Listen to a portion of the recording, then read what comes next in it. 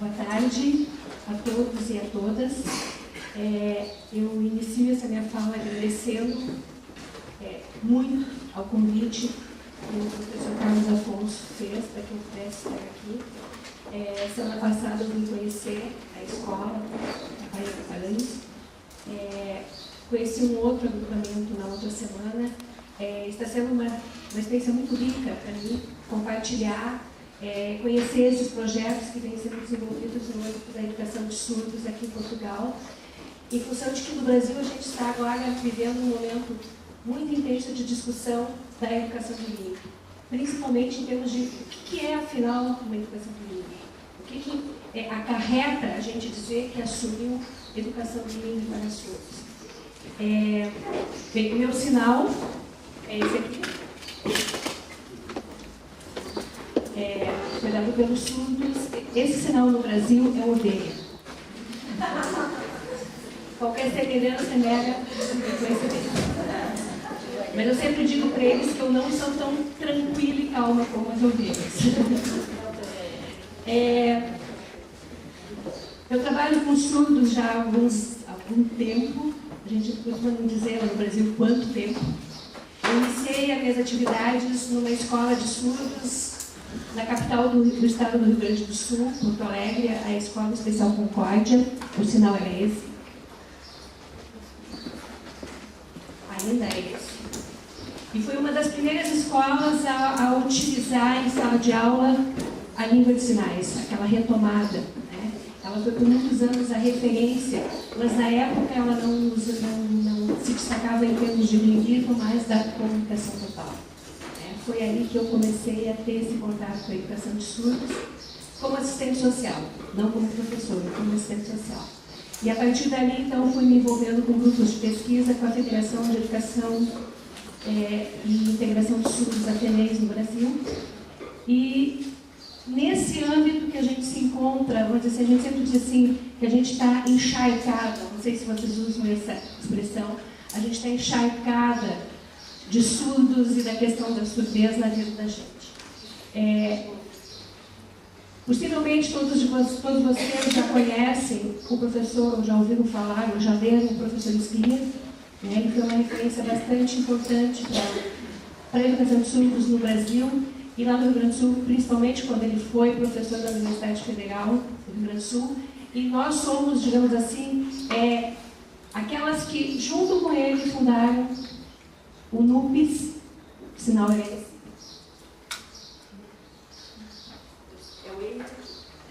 O NUPES, que era o Núcleo de Pesquisa e Educação, de políticas educacionais para surdos. A gente atuou desde 96. Tivemos um congresso bastante, vamos dizer, significativo no ano de 1999, e foi o quinto congresso latino-americano de educação bilíngue. Na época, o professor Amândio e a professora Maria Augusta participaram naquele momento. E desde ali a gente vem, então, tentando trabalhar em três frentes. A pesquisa, porque todas nós estamos ligadas às nossas universidades.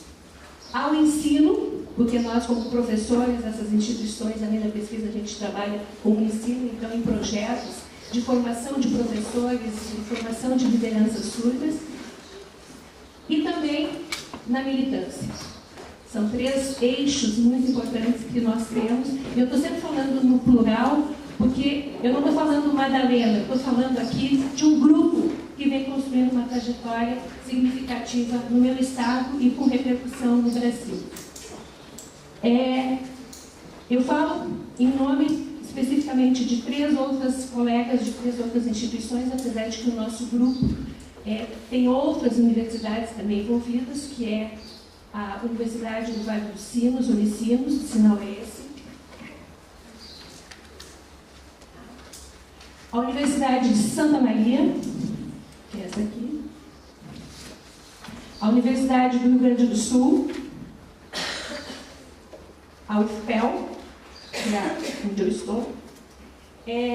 Então, todas essas instituições fazem parte do Grupo Interinstitucional de Pesquisa para a Educação de Surdos, que o professor Carlos Afonso se referiu antes, que o sinal é esse.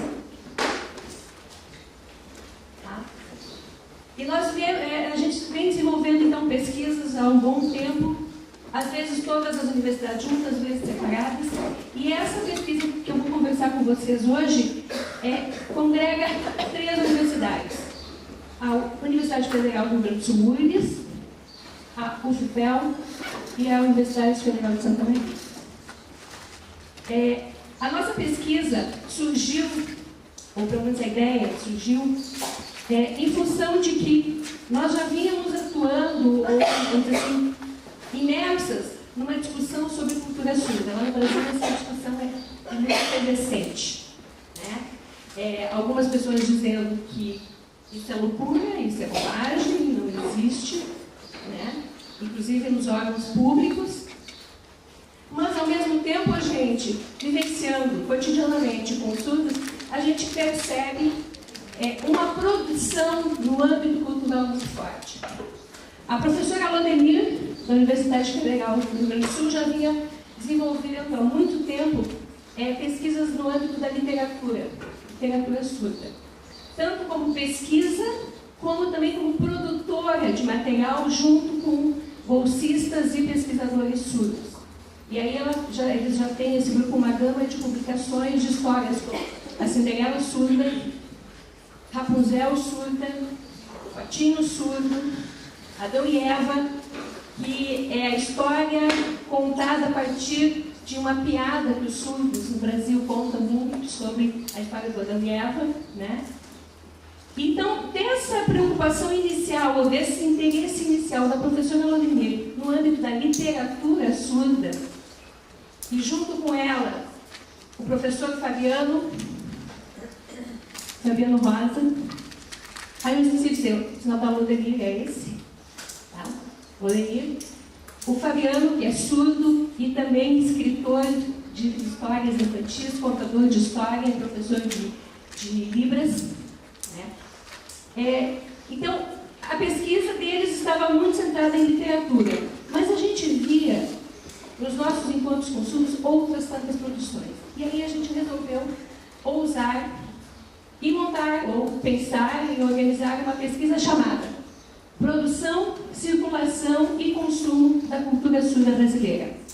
O sinal da nossa pesquisa, porque é muito grande a palavra, o nome, então, o sinal que ficava mais fácil nas nossas reuniões é esse. Produção, circulação e consumo da cultura surda brasileira. Essa pesquisa participou de um edital para financiamento público da CAPES, que é uma instituição que financia pesquisas e financia a pós-graduação no Brasil, e o Ministério da Cultura. Lançaram um edital chamado Procultura e nós enviamos, então, o projeto. Ao mesmo tempo em que outros ministérios diziam não existe cultura surda, nós mandamos um projeto dizendo a gente quer pesquisar a cultura surda. Podíamos chamar de louco, vamos pesquisar algo que não existe. Mas o que a gente queria era justamente capturar, vamos dizer assim, dar visibilidade para toda essa produção que vinha circulando já no Brasil. Não era uma invenção nossa, não era uma invenção de alguns surdos, mas era algo que historicamente já vinha circulando nas comunidades surdas. Eu vou só localizar vocês, então, no espaço. Ali está o mapa do Brasil, ali em cima. O Rio Grande do Sul é aquela pontinha de baixo que a gente diz. Tá?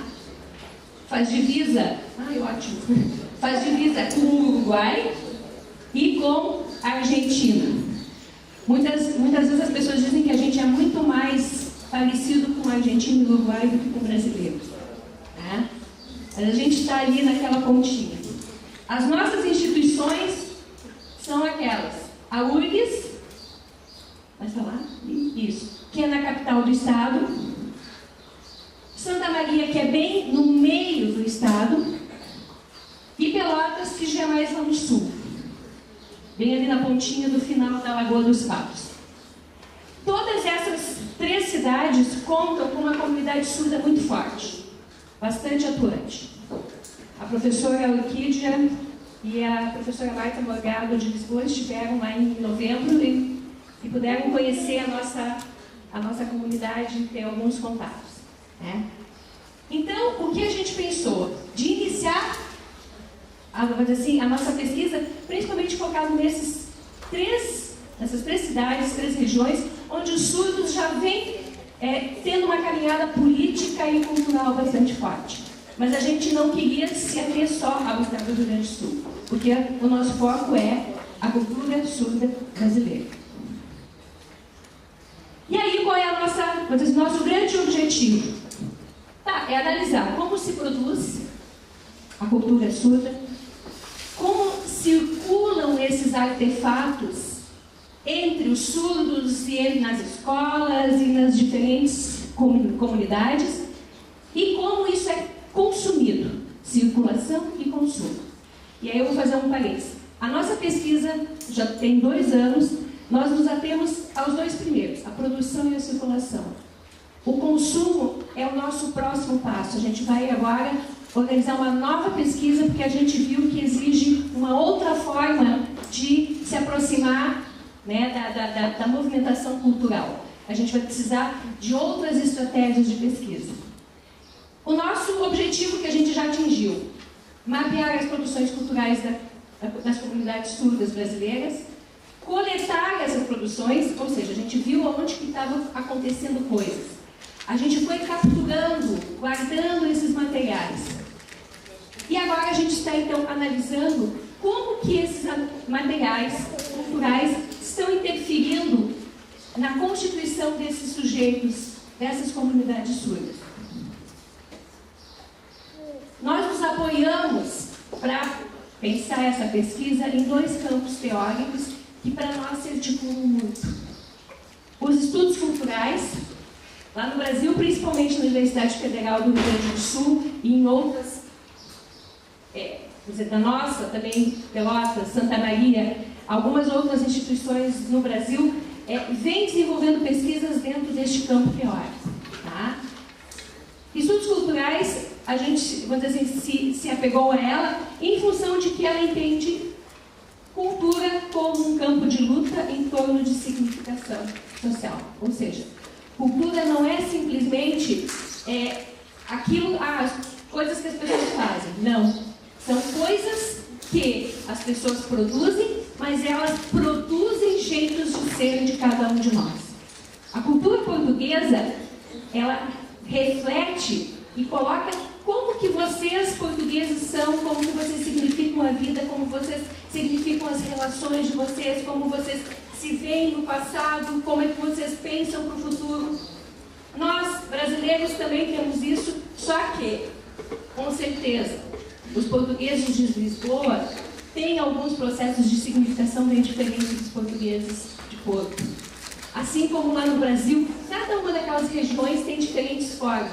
Então, os surdos produzem artefatos culturais em função de serem surdos, e aí eu vou passar depois para o próximo slide para entender um pouco mais o que a gente entende de cultura surda, mas eles também têm interferências dos seus outros espaços culturais, como os gaúchos, os surdos lá de Recife, os surdos do Amazonas. Essas coisas interferem também na significação e na forma como eles se entendem como surdos brasileiros, surdos do Rio Grande do Sul ou de outros lugares.